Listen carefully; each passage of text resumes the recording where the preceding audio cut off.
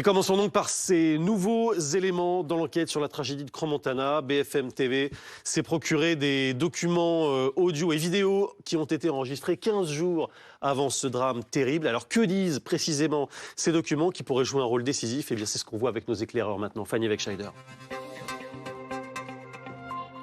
Fanny, c'est donc la fameuse mousse du plafond qui est au cœur de ces documents. Oui, des documents qui remontent à 15 jours avant la soirée dramatique du Nouvel An, avec, vous allez voir dans un instant, des images qui montrent un système de fixation de nouvelles mousses. C'est ça l'information, de nouvelles mousses étaient testées par le patron du Constellation.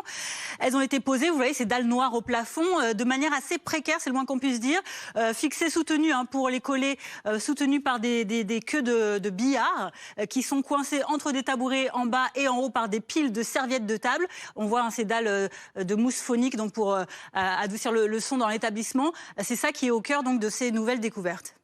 Avec Fanny, et également ce que BFM TV est en mesure de révéler, c'est une discussion entre le patron du Constellation, le propriétaire, le fameux Jacques Moretti, et l'un de ses employés à propos de ces mousses. Il discute avec Gaëtan, c'est l'un de ses serveurs qui est alors responsable du bar. Gaëtan qui a été grièvement blessé le 31 décembre. Il discute avec lui de ces nouvelles mousses qu'il a posées et dont il aimerait que Gaëtan les teste. Écoutez. Oui, Gaëtan, essaye d'en enlever une, tu vois si ça tombe, parce que j'ai mis une mousse, mais une mousse que je connais pas.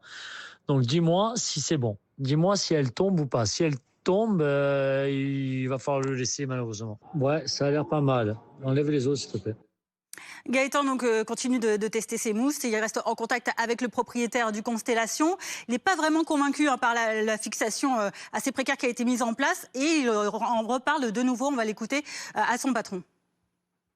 Là où j'ai l'impression que ça n'a pas trop pris, vous voyez, on voit le plafond, regardez, par rapport à quand il y avait la canne. Il faudrait peut-être remettre de la mousse là. Ok, on en remettra là alors. Merci.